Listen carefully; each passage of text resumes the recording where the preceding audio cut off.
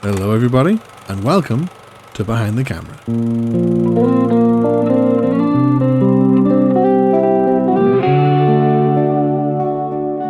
Here we are with episode 122 of Behind the Camera. As always, before we get into today's show, if you would like to support the podcast, you can follow me on all social media using the link in the description, which will take you to all platforms, and also includes the link to my book, Behind the Camera, The Journey So Far, which you can get in paperback, ebook, and free on Kindle Unlimited.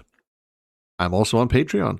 For £3 a month, you'll get access to more behind-the-scenes content, including an exclusive series where I catch up with old guests and much more. But now, getting into today's conversation, my guest today is author and podcaster Valerie Flynn. After a long-term career in media and production, working with the likes of Hanna-Barbera and Turner Entertainment, Valerie turned her attention to the written word. A firm believer of the importance of community, Valerie found her place in a Discord server of like-minded individuals, and there, Writers of Meaning was born, a collaborative anthology from a number of different writers adding their own stories written by and for a community. We talk this and more in today's episode, so now, here's the interview. Valerie, welcome to Behind the Camera podcast. Absolute pleasure to have you on the show. How are you doing today? Doing all right. Thank you for having me on today. Oh, my absolute pleasure. So, you're an author and podcaster, but you started out in film and video and radio as a production manager and producer. So let's go back to the very beginning. Take us through like your journey throughout media and how that's led you into writing and podcasting. Okay, sure. I'll try to keep it condensed for you. No problem at all. About my father was an actor, writer, director, and my brother and I used to work with my dad and my mom. We had a small family production company, and my mom was my dad's writing partner. My brother ended up, he's the smart one of the family. He was an editor, a video editor, a graphic artist, and audio engineer. And I was more the production administrative arm for helping with production management and co-producing with him. And we also, my father had a passion for teaching, film, video classes, voiceover for screen, and acting for the comedy acting for the camera, filmmaking, different things like that. And so my brother and I grew up working with our dad in the media industry. And ironically, we both were vision and hearing handicapped as well. Mm-hmm. So we're not blind or deaf, but we have hearing loss and vision issues. And so we worked in media production, which was kind of ironic, but that's the way we grew up. And we worked on many different things. We worked on multimedia pieces. We worked on film and video projects in corporate stuff as well as entertainment stuff. My dad was big into audio post-production, and he did a lot of audio producing, which is basically being the audio director of a project. One of the fun things he did was do the audio post-production for Slam Dunk Ernest, which was fun. And that was for the foreign sales, not for the local, but foreign sales, because they had a lot of the what they call nat sound, which is the audio recorded on location. So like basketballs and stuff were all in the nat sound, and so they had to take that out in order to be able to have voice tracks for the dubbing in different languages. And that was a fun project for him to work on. But we also did a radio show on two different stations for about 9 years, 4 years on one and 9 years on the other one. So 4 years for both of them at the time. But because of our schedule, we had to scale back to one station. But it was an entertainment talk show called Words of Freedom, based on his audio book, Words of Freedom, Men of Honor, which was a patriotic homage to who we are as American, not right or left, but as Americans, the ideals of our countries. And so he had a lot of different things, cooking that he did.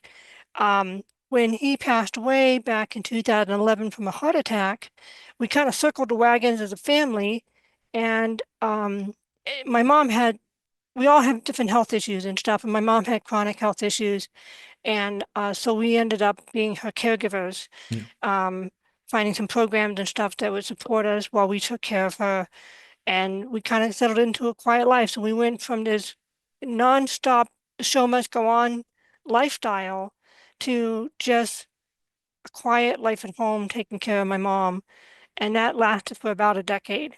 Wow. And then one thing led to the other as I was trying to figure out what I want to do with my life. When I grow up, um, I I stumbled upon one thing led to another is I ended up writing for fun. My mother encouraged me back in October 2020 that you should write. And I never thought of myself as a writer because my dad was the writer, but I had like a little fan fiction I was writing that was cringe awful, but I loved it. It's like finger painting and stuff.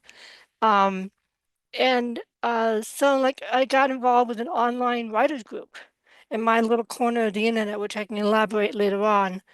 And and then one thing led to another. One of the guys ended up suggesting doing a collaborative book project, Yeah. which for our little corner of the internet, and as a community building project. And it was received well, and uh, one of the things led to another by different circumstances is my volunteers were not available. And so I ended up starting a YouTube channel to promote the book. And I'm like, well, if I'm going to do that, I might as well do my own podcast as well. Yeah. And that's how I ended up starting Nara Fellowship, which is basically my uh, where I interview learners, creatives such as yourself, and memento makers, people who are in the legacy interview memento making space. Um, and so that kind of brings me up to today. Yeah.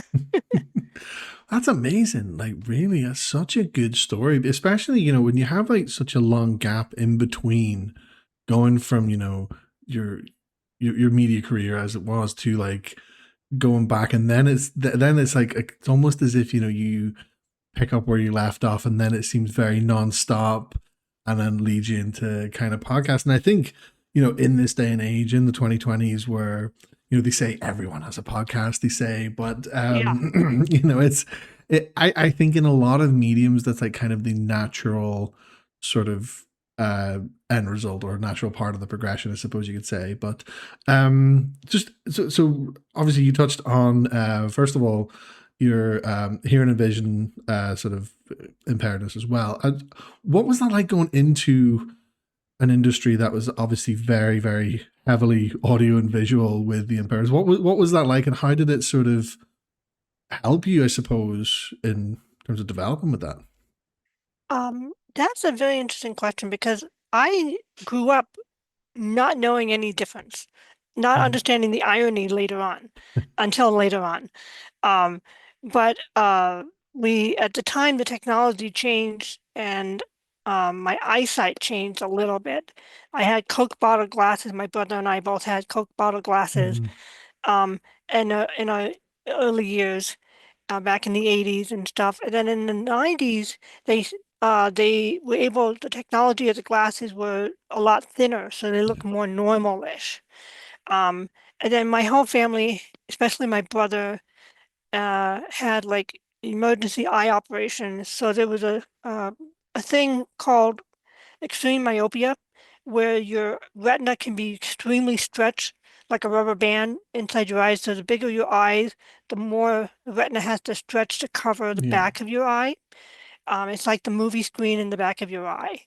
Um, and so we had like altogether 20 emergency eye operations. Wow. So I grew up knowing that it would be very dangerous for my brother and I and my mom as well to be hit on the head because Mhm. it can cause a retinal detachment. It doesn't hurt.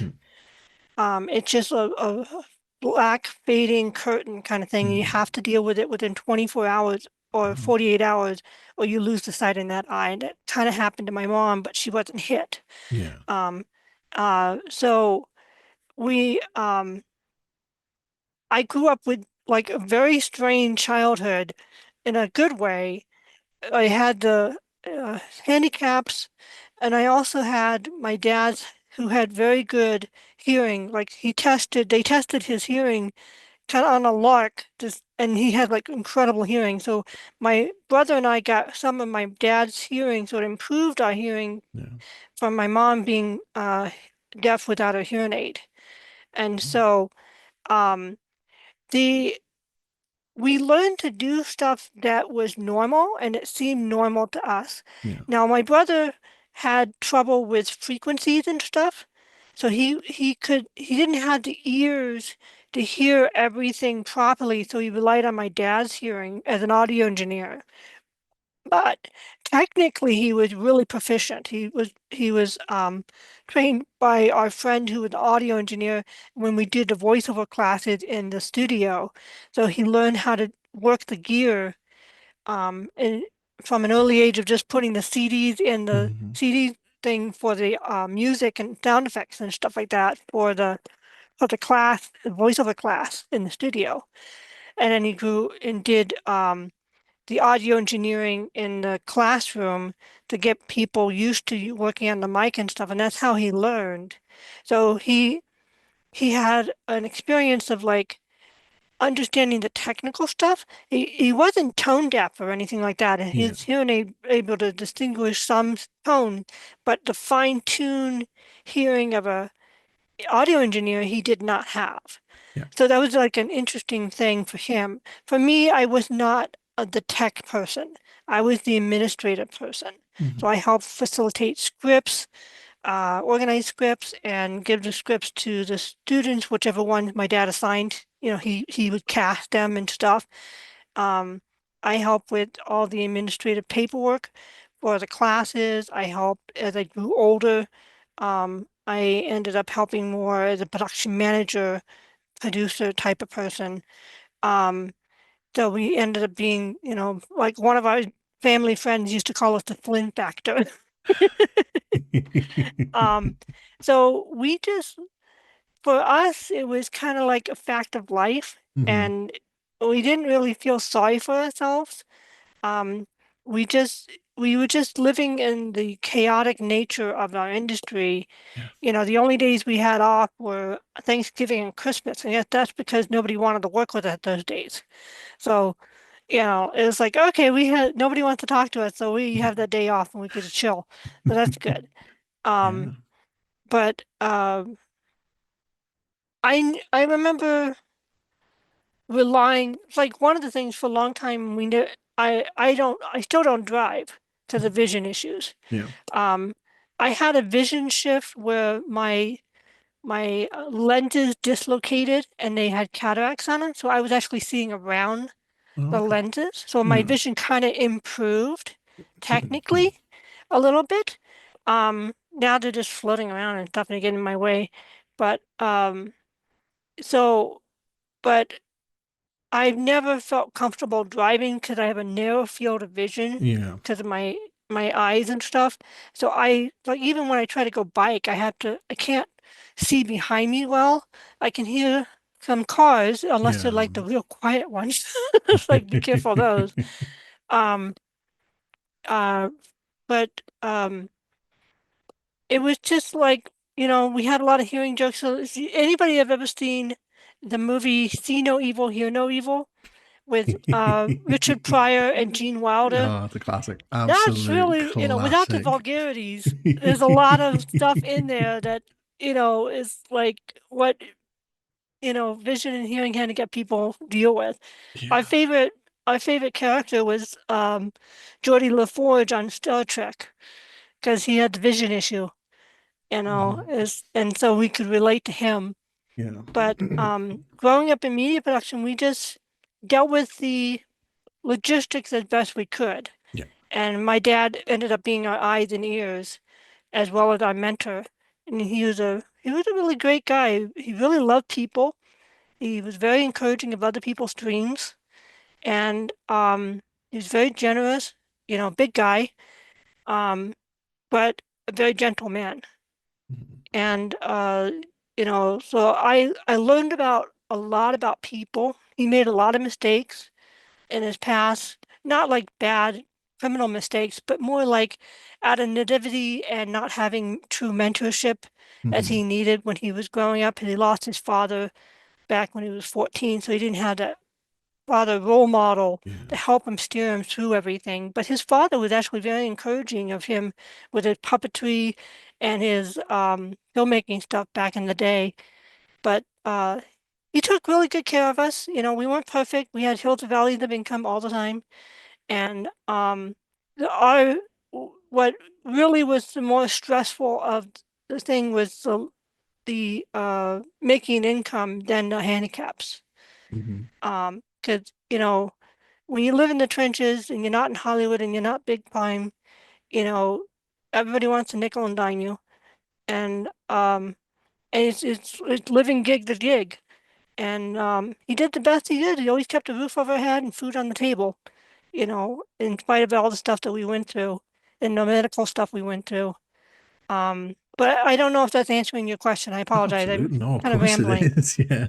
I So think it it's kind of, answers it better than I could have imagined, and oh, I think it's incredible because, it just kind of shows that, if you do have kind of any like impairments or medical conditions, that they don't necessarily have to be limitations, especially when, working in somewhere like, media and entertainment, which is heavily reliant on the senses. The fact that, you're able to go in, work in there for so many years, and it just is, you know, and it's just normal to you. Like I think like that's incredible, and the family dynamic of it all. I think that just kind of makes it a lot more special and like homegrown rather than kind of like very a corporate environment where it's kind of like it comes across like more lifeless, and I think that's just, honestly, Valerie, that's amazing. And so then obviously, and then you mentioned that you ended up sort of having a break from it all for about a part of a decade, being a primary caregiver to your mother. And what was that like then, going from as you said, just a very kind of non-stop kind of lifestyle with work to the exact opposite? What was that like for you for that time? it was very knee-jerking because my father had a heart attack out of the blue, but he's always had like high blood pressure, and it was Hmm. something he worked on constantly. As money allowed, he tried to change his diet, exercise as best as he could as time allowed, and so it was kind of like a 180 in the direction. We were actually working on raising fund for one of his movies finally, Hmm. and so it was kind of sad on in that respect. So it was like everything just stopped. We had family and friends who gathered around us, who supported us. I learned of some programs that my mom would qualify for. And so I went through the process of getting that up, and um, we were able to get things set up where we didn't die financially and go homeless. And then it was kind of like, it was strange, really, because Yeah. I grew up in the nonstop, school and then teaching and uh, media productions kind of stuff. So there's always something going on to try to keep everything afloat. Um, and it was kind of like all of a sudden, like an illness kind of stops you in your tracks and everything shuts down for like, 2 weeks while you try to recuperate and stuff, but it was Yeah. much longer. Um, I would, I always loved learning. I got that from my mom and my dad, reading constantly. Um, but I had more time. So my mom's health conditions were chronic, but not like really bad, bad. Yeah. She had low vision, arthritis, all that kind of stuff. And so basically, we dealt with just life circumstances of different issues and whatnot. And then we, I kind of tried to figure myself out for a while. So I met a friend who taught me about essential oils, which I've always kind of wanted to learn about. So I went through the journey of like, yes, I'm going to make lots of money selling people essential oils, and that didn't work. The essential oils were very helpful. Um, the FDA things say you can't say they heal the um, you know, make outrageous claims with the oils, but they do freaking help. Yeah. Especially when you have a lot of chronic health issues and stuff, it's like they do make a difference. And so I um I uh I went through a journey of like learning to teach myself, and learning that I wasn't bad at it.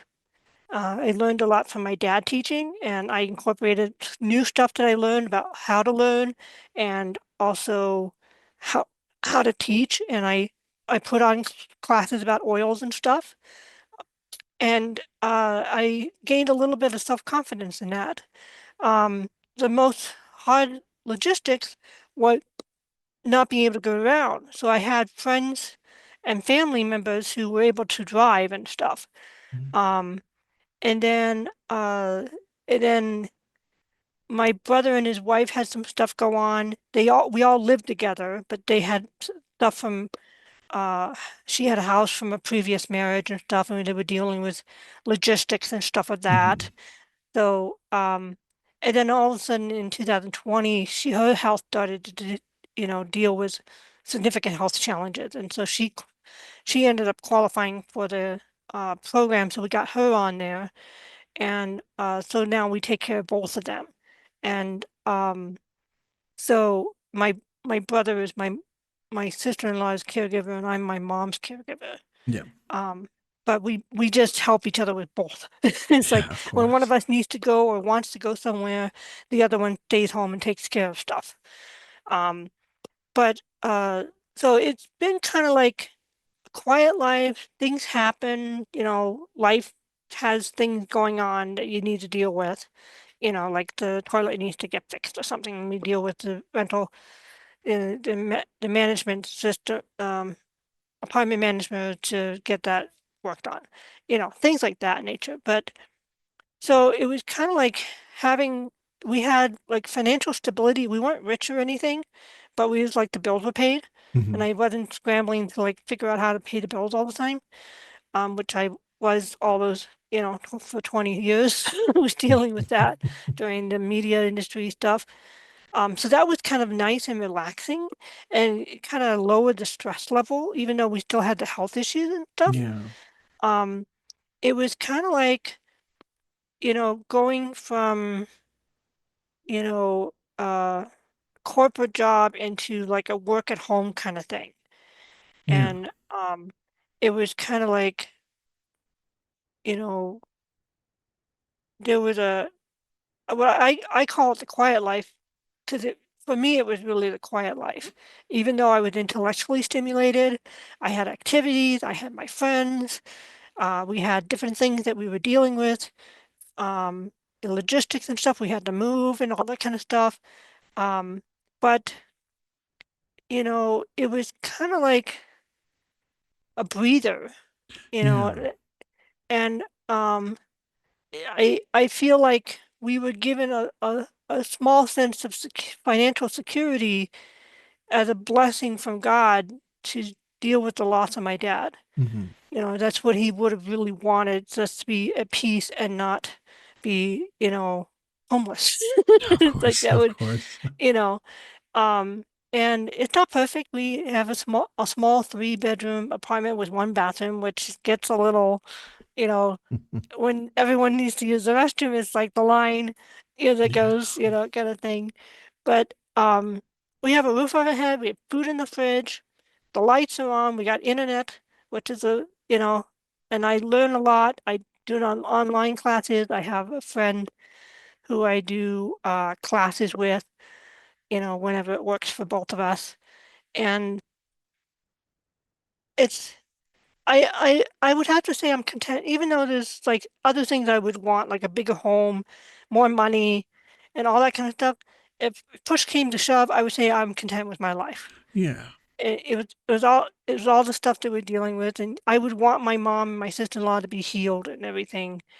But, you know, a lot of people struggle with much worse health conditions than we are right now.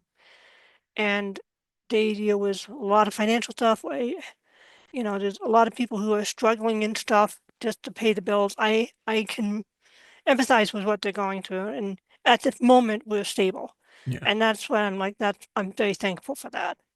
Does that No, help answer your question? absolutely, of course. And Okay. it's an incredible perspective as well, because it's such a big shift in your lifestyle, going from media to caregiver. And of course, you said like it was like a breather, but at the same time, whenever you go from that to something almost completely new, you still have to kind of find what it is that you want to do as well. So it's kind of with, you obviously got that with the essential oils, and obviously it's led you to writing and everything. But like I think it's one of those things where when things change like that, and you actually have a minute to really kind of see what's in front of you, it really kind of makes you realize, wow, like you know one, things could always be much much worse for a start. And then at the same time, it's like you really get to see what's in front of you and what's kind of outside, and what's like in the sort of wider world that you sort of might not have had a chance to sort of see before, like despite how content you might have been before. So it's honestly, it is such a fantastic perspective, I think, really. Like, and um definitely being able to sort of see life from so many different angles. So then afterwards, you mentioned Writers of Meaning, the anthology Yeah. book that you were a part of. You were one of the authors on. And so this is it was like I say, it's an anthology. It follows different stories and essays from members of the Bridges of Meaning community that you're a part of. Yeah. And Yeah. so what can you then tell us about the book itself, Writers of Meaning? Okay. Here's the book, what it looks like. It's got my tabs in it from when we were just double checking the proof copy of it to make sure everything was kosher. Um, so do you want me to talk about the evolution of how the story came about, or more of the content of the book? We'll go for the evolution of the story. Yeah. Okay. Yeah. So, l- long story short, some people might be familiar with Jordan Peterson. Some people love him, some people hate him. He's a little bit of a controversial figure, but Yep. he's more than that. He actually is a psychologist who really cares about people. He's a pragmatist, not a Christian. But so there was kind of a little bit of a lightning rod on a controversial issue, but many of us who actually like and respect him see more of the depth of him. Yep. He did a lecture series before the controversy started on his university YouTube channel thing called Maps of Meaning, and then he did psychological classes, and he ended up being a best-selling book author called 12 Rules for Life, and a lot of that book had a lot of his lecture stuff in it. Um, so uh, he's just kind of the what did it call the MacGuffin that facilitated our online community. There's a little corner of the internet. We call ourselves the little corner after one lady whose name I'm blanking on, Sylvia, I think her name is.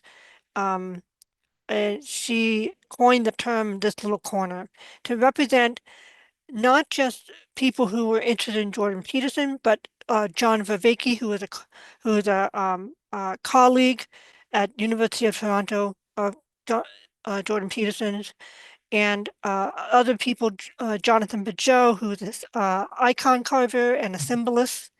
And so there's this little area of the internet that kind of evolved over time to have uh, that really Chris is kind of centralized around a pastor. His name is Pastor Paul Vanderclay, and he's a Sacramento pastor of a Christian Reformed church in Sacramento. And it's a poor little, dying church. He calls it a dying church because most of his members are seniors. Um, and he just is very high in openness, and he loves talking with people.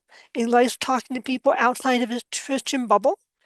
And so he would have he did several videos, the Christian perspective of Jordan Peterson's biblical lecture series from a psychological perspective. He got some things right and some things wrong Mhm. theologically. So Paul Van de Clay just says, he's like, what is this guy doing? It's like there's dying churches all over the place where we can't get people in pews.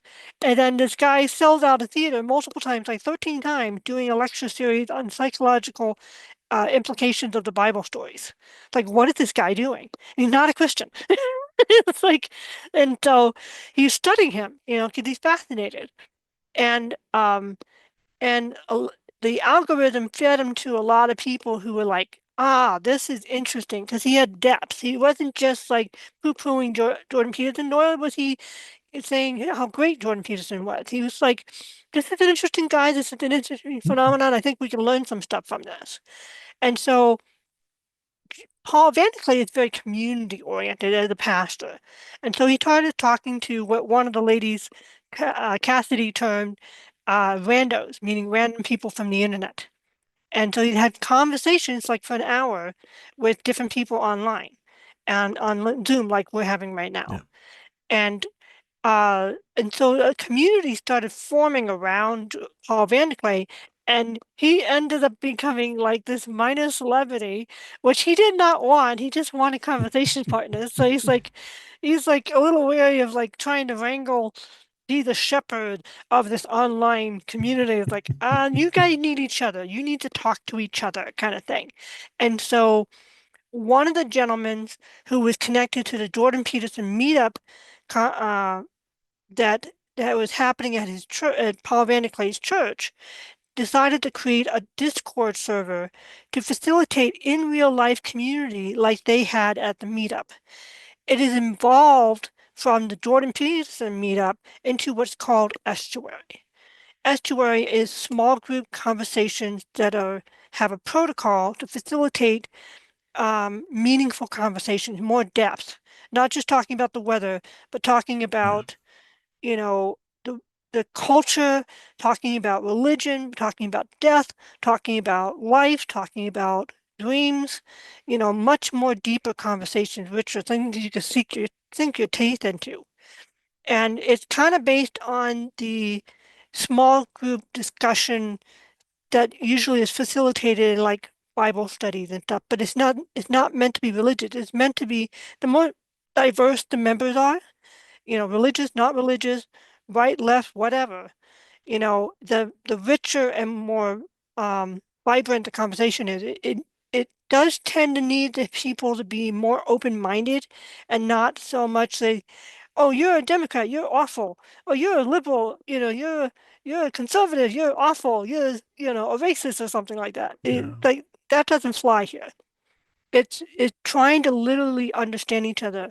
Yeah. um, and so the Discord was facilitated to help other people around the world have the same kind of friendship and meaningful conversations that they were having in an embodied way, which is kind of atypical of what goes on. And so one of the sister Discord servers, the writing server, is where the writing group ended up happening. And then from the writing group ended up Jordan is the one who spearheaded the project and came up with the idea for a community book. And so now that to explain the backstory. So the book is actually uh, both fiction and nonfiction pieces. And it kind of so like there's a lot of flotillas of different YouTube channels and different people doing Substacks, and it's very unorganized. There's no like, you know, we respect um and appreciate Paul Van de Clay, but he's not trying to control us or lead us or anything like Yeah. that, which kind of annoys some of the factions of the little corner. Some, you know, and he's like, no, just be friends, take care of each other. And there's been lots of different conferences and SUA meetups all over the world. Um, and so everybody has their little thing to say. And so we as writers wanted to join that. And we compiled this community-oriented book talking about community for community by our community. And which it's kind of ironic because it's like it's not it's it has a lot of different flavors. It's like it ends up being like a really good book for someone to read at night when they don't want to like keep reading and stay up to 2 a.m. It's, it's like you can read a chapter or two and then go to bed. It's fine. Yeah. Um, but it was more try to galvanize the community, not only the writer server, but also the main server. We had people voting on the different covers that we were doing. We promoted the information as best we could.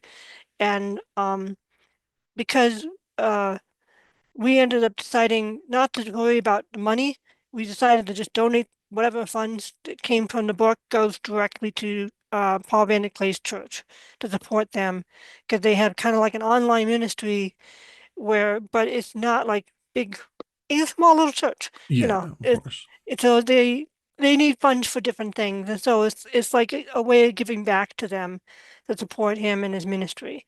Um, and so that's a little bit about it. So I can go into the different pieces if you want, or I can go in a different direction and explain more what estuary is if you wish, or what direction would you like me to go in?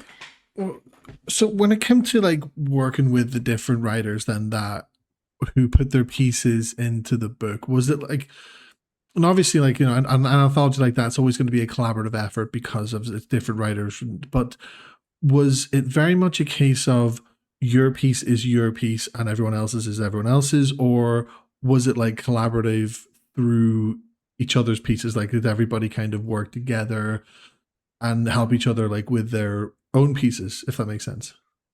Uh, we everybody had their own pieces, Mm-hmm. but there was one lady who was a translator that kindly volunteered to help as an editor.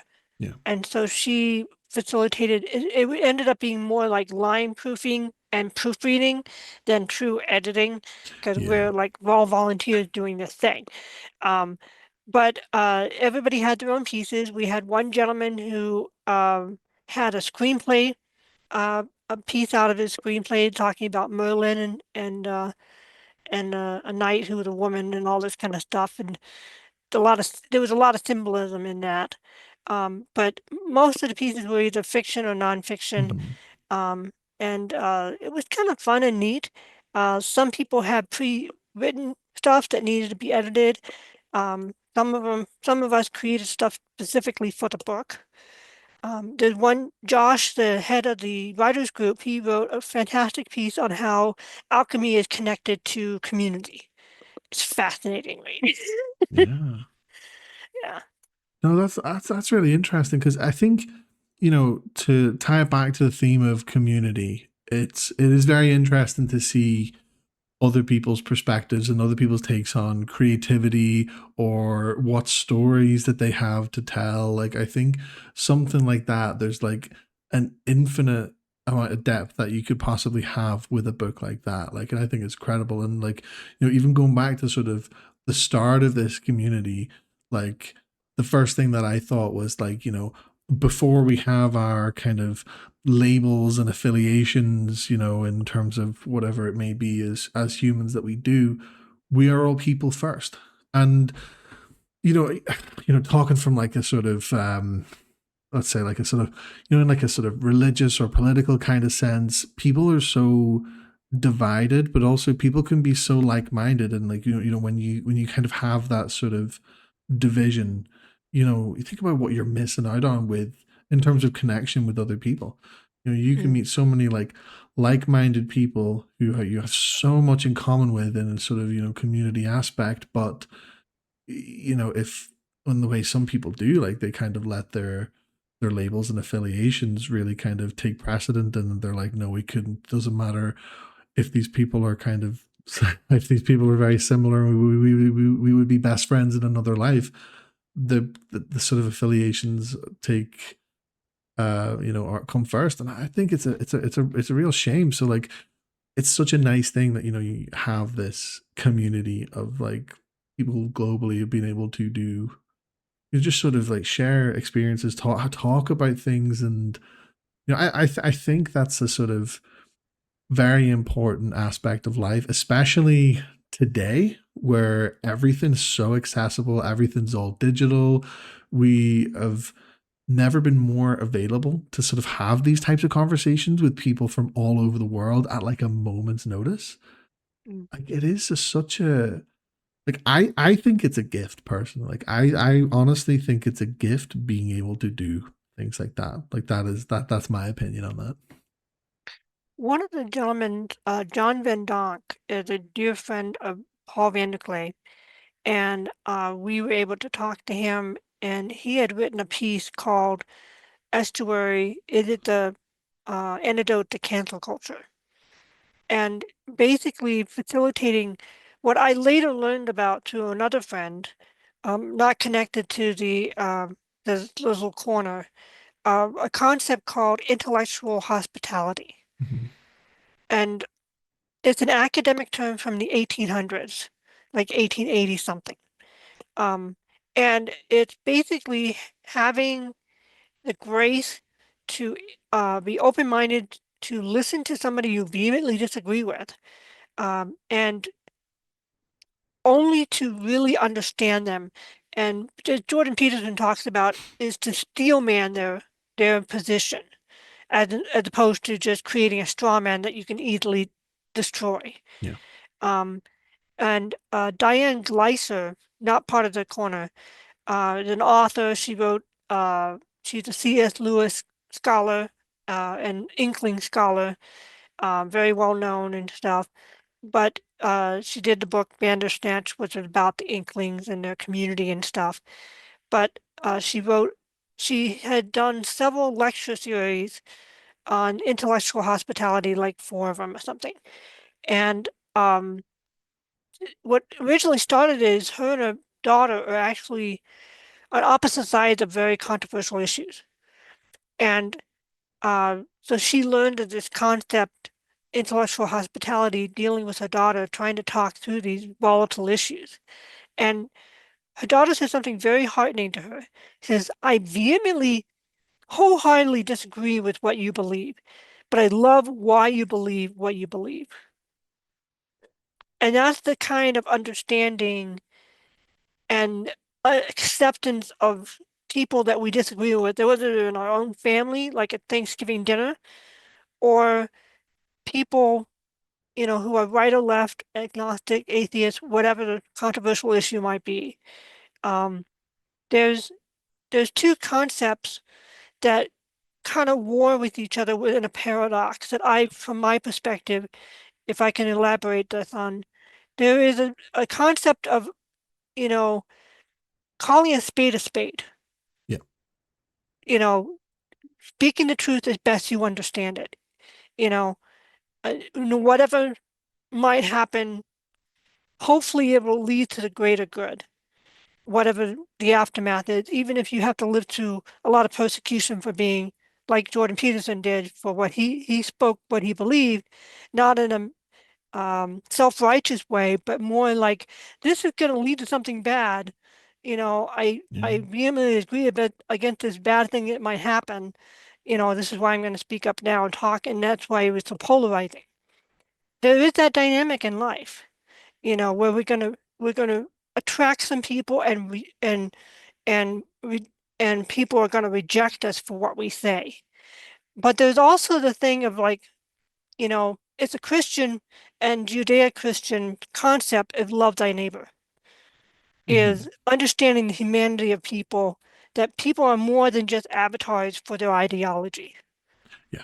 And and so their identity is wrapped up in their ideology, and sometimes many of them can't separate that.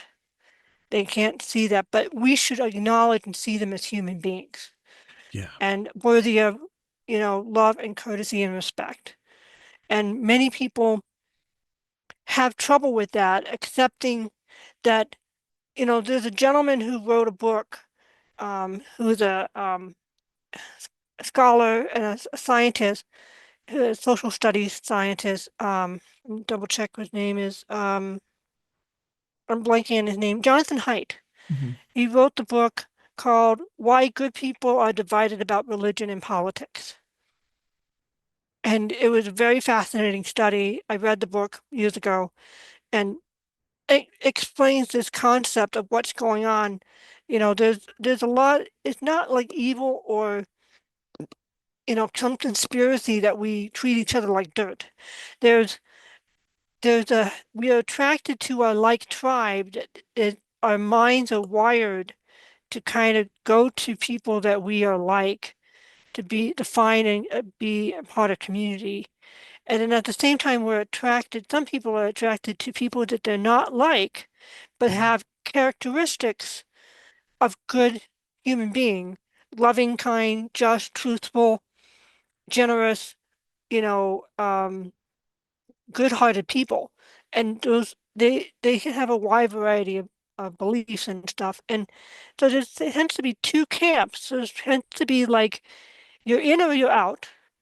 You have to like have a line in the sand, or else if you try to appeal to everyone, you're milquetoast and nobody wants you. But at the same time, you need to be authentic to who you are. Oh yeah. And if this is like, if something is a part of your identity, and it's not, you have deep-seated reasons why you believe what you believe.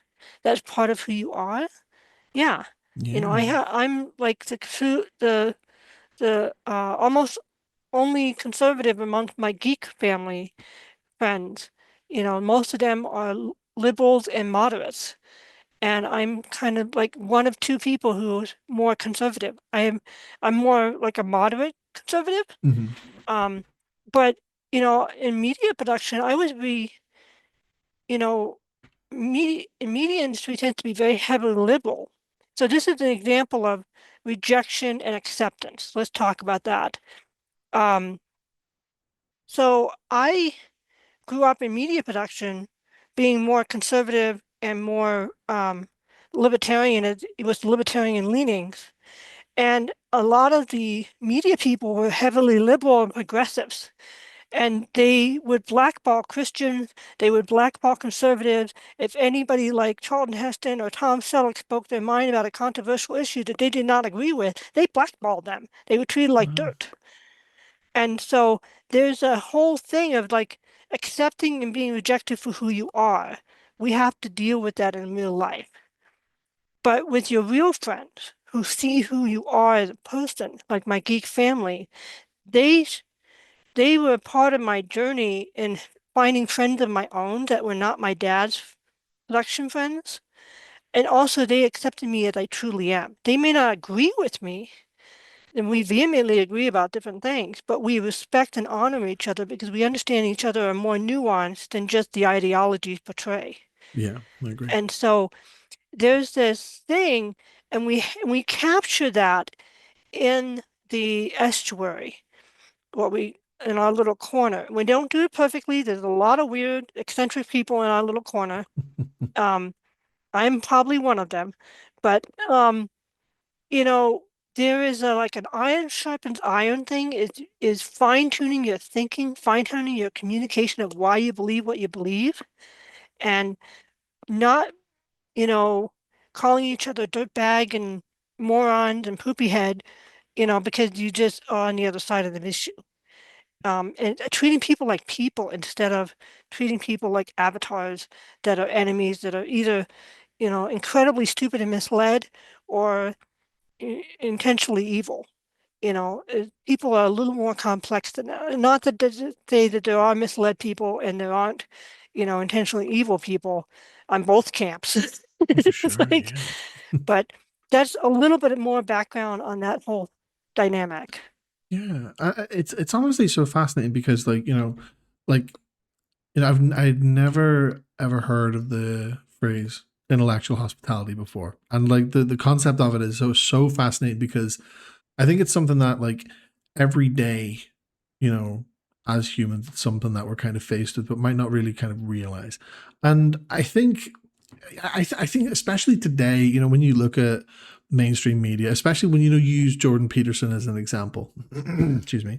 So obviously he's a very polarizing figure, but that kind of only really seemed to happen sometime after he really kind of gained like mainstream popularity, when more people started to hear about him, the more things that he said, there was a bigger audience for people to like disagree with the things he said.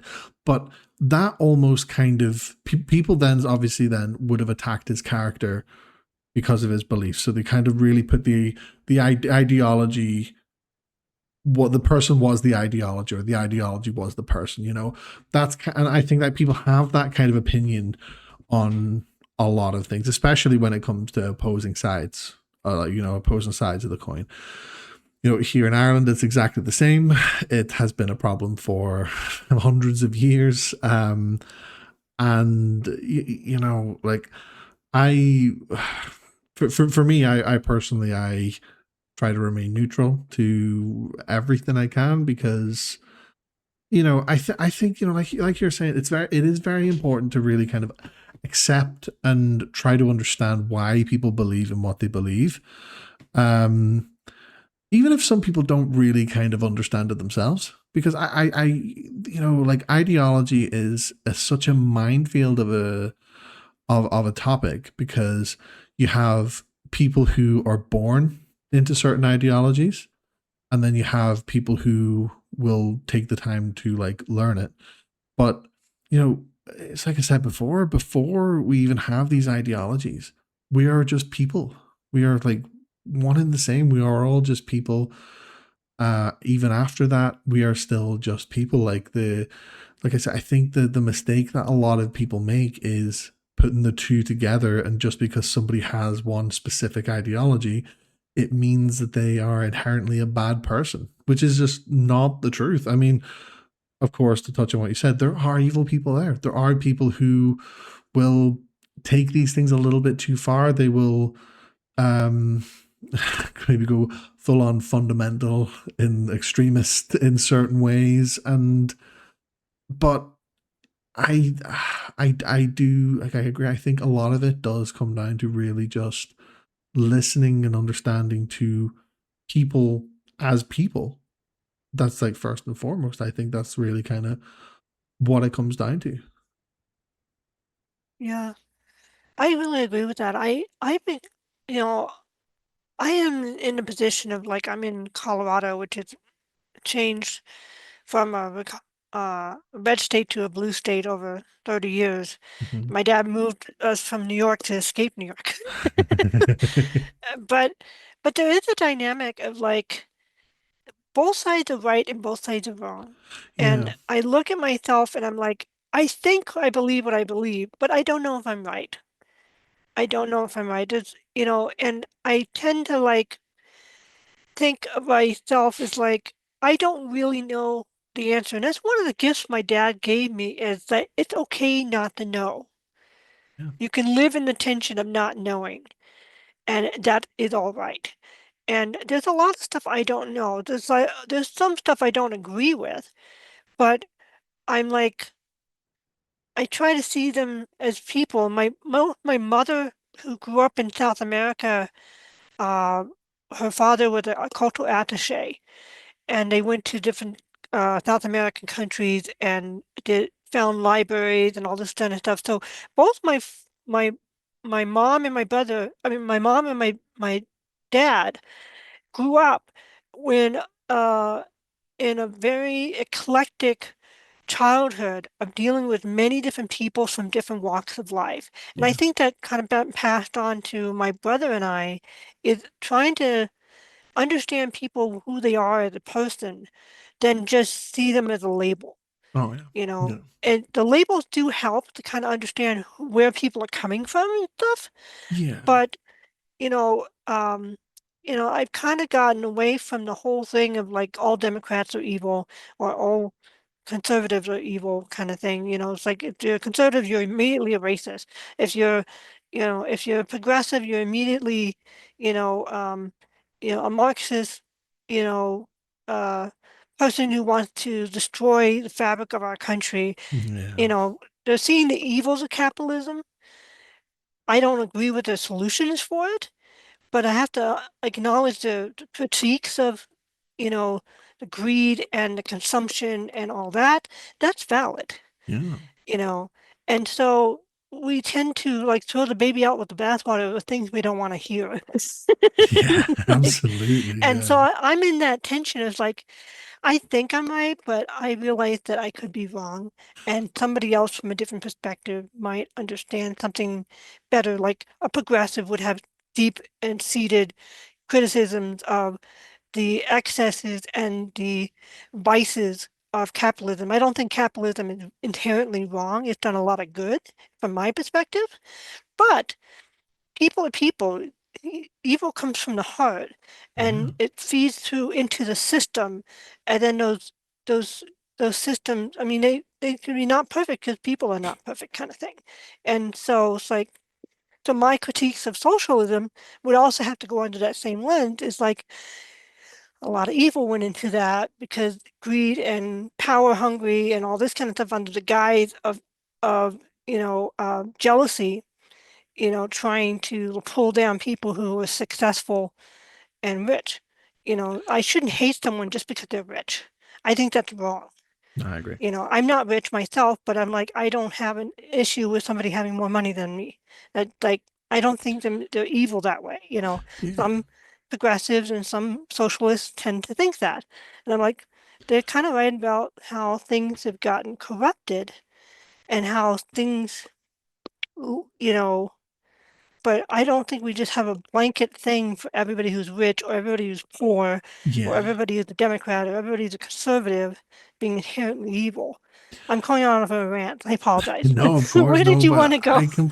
I completely agree with you because, like, it goes back to the whole point of like people sort of judging by labels. Like, if somebody's rich, there's this automatic assumption that they got there via corruption or other illicit means. But at the Mhm. same time, it could be very well they got lucky or they worked for it. It's like, it could just be as Yeah, simple as that, and all it takes is just kind of finding out why. And I like what you said about both sides are both right and wrong. And yeah, I think there's always going to be that in every single perspective that you yeah, see from life. And I think it adds to the sort of beauty of having these kind of like conversations, to be able to find out these things about people, to really understand why. And ultimately it's life is just storytelling. Everything about life is just storytelling, and it's honestly it is fascinating. And like you say, it's important. It's important to understand that it's okay to not know something. That's pretty much sums up why I'm very neutral on so many topics, because mm, I don't know enough about a lot of things to have a comment. And that's not by accident. Like, mm, I sometimes I'm just not interested enough to really but I do. It's weird because I like hearing people's perspectives, I like hearing their stories, I like hearing why they believe in it, things like that. And I guess that's me learning. And I think that's the best way to learn, through other people. Like, I genuinely believe, because I I wanted to sit and read something about left or right wing politics, I would just be I'd be bored within 2 minutes. But if I'm having a conversation with somebody about why they believe in it, and having to really, they can condense it down way better than any kind of piece of text ever could. And I think yeah. that's the sort of, yeah, that's the best way to kind of really consume and understand, I think, like, for real. It's one of the things I was attracted to with doing my own interviews with very much what you were saying. I resonate with you saying, hearing from what other people think. I am not one who actually read biographies, Hmm. but spending an hour or an hour and a half with somebody in a podcast, just talking with them about their life Yeah. and their experiences or why they wrote their book or their learning journey or whatever, it really um, it really is very enriching for me and very I feel a deep connection with a person. I don't think you can get that from a book. No. There's other things you get from a book, not just head knowledge, but also a sense of the reader's heart. Because they write from who they are. My dad said, by their fruits you should know them. And who they really are comes out. Yeah. They can't hide it. They can try to hide it, but it comes off as boring reading if they do that. And Yeah. then it's like that. And as an author and as a podcaster, it's kind of like, we deal with that tightrope thing of like, most of the stuff about like how to be a good podcaster or be popular author is give people the information they want. Yeah. But that's not really what they truly want. They want connection.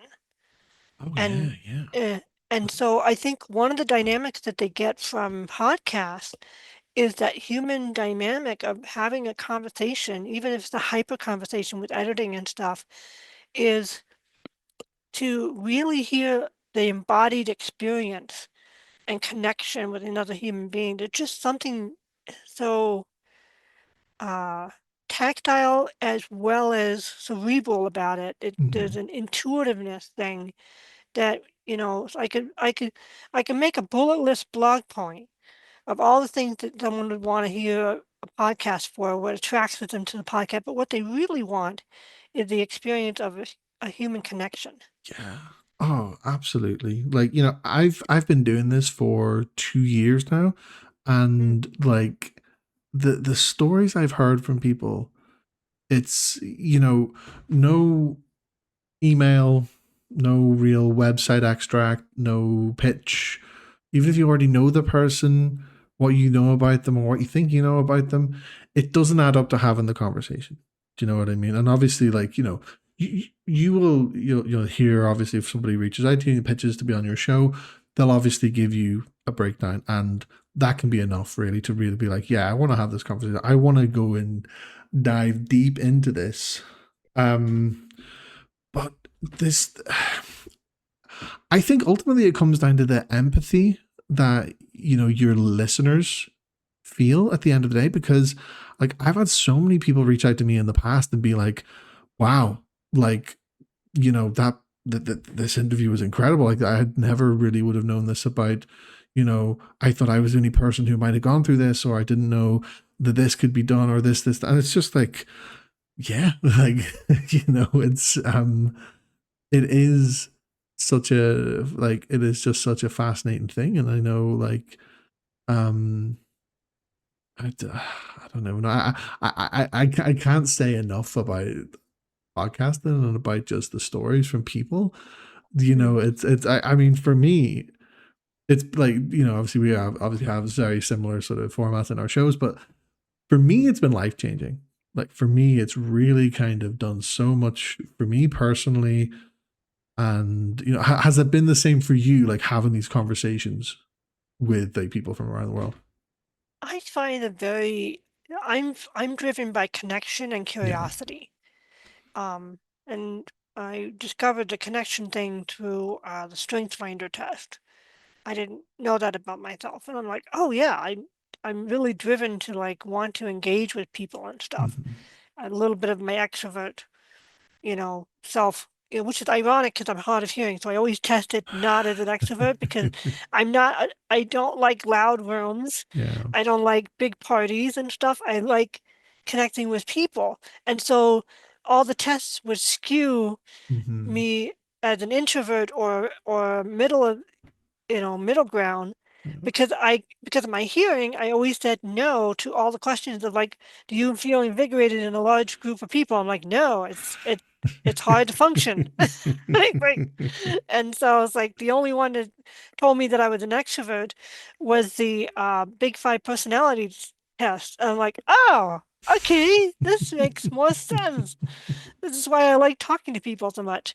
Yeah. Um, but I really enjoy hearing people's stories, talking about things I really want to talk about. I was like, I'm so, like one friend, he's helping me with a storage unit and he's taking bowling lessons.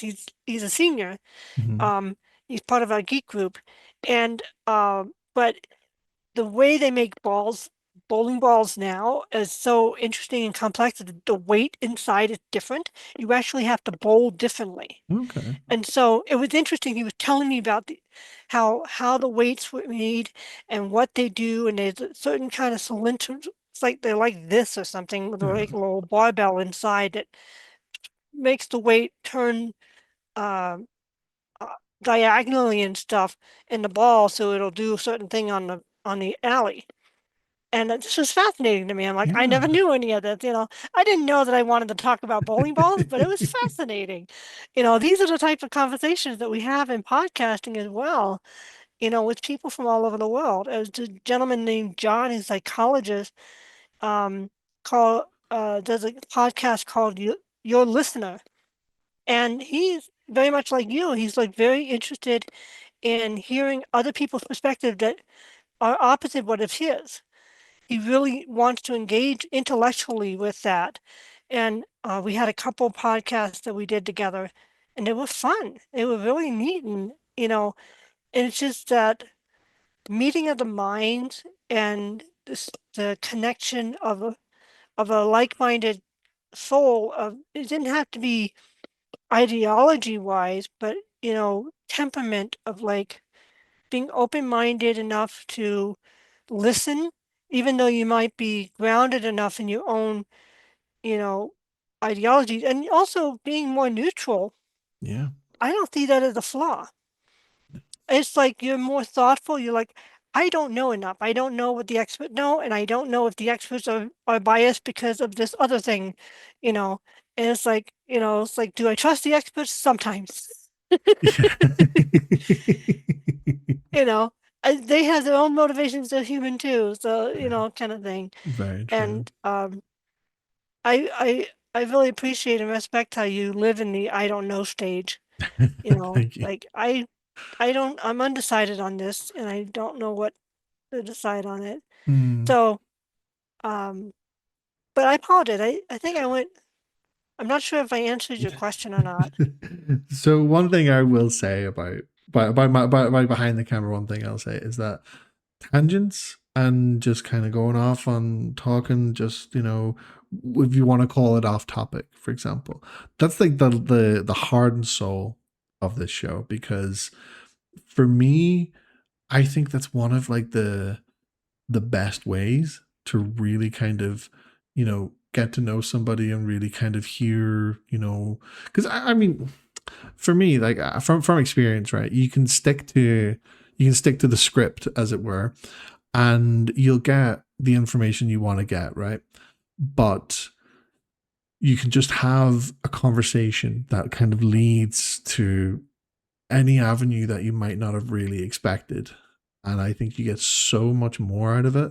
And that's like something that I learned after 7 or 8 months of doing this, that that structure is really kind of what really brings out the best, I think, personally. So, I know you've said a couple of times over the last hour, like, to this answer, but honestly, it's, the nature of just conversation is kind of like what I kind of really, you know, like about doing this. So, but so don't be worrying about like all the tangents and stuff. It's Okay. honestly, it's the best. A lot of the time it's my favorite part of it anyway. So, It's I think what I really love about having the conversations with people like yourself is the process of discovery. yeah, well, Is yeah, I'm driven by connection and curiosity, and so podcasting is kind of like the perfect fit for that.